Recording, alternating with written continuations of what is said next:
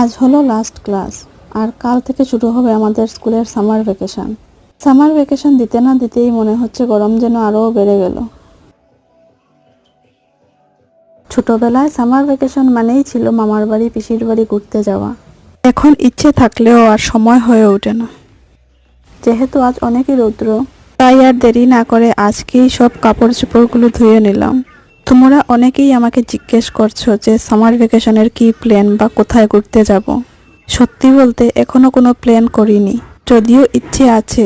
যদি কোথাও ঘুরতে যাই তাহলে তোমাদের সাথে নিশ্চয়ই শেয়ার করব। অনেকেই বলে মেয়ে হয়ে জন্ম নিয়েছো, কাজ তো করতেই হবে। আরে না না, মানুষ হয়ে জন্ম নিলে নিজের কাজ নিজে করতেই হয়। অন্যের উপর ডিপেন্ডেন্ট হয়ে থাকাটা আমার মনে হয় ঠিক না। তোমরাও কি আমার কথায় একমত? কমেন্ট করে জানিও তো। যে হারে গরম দিচ্ছে,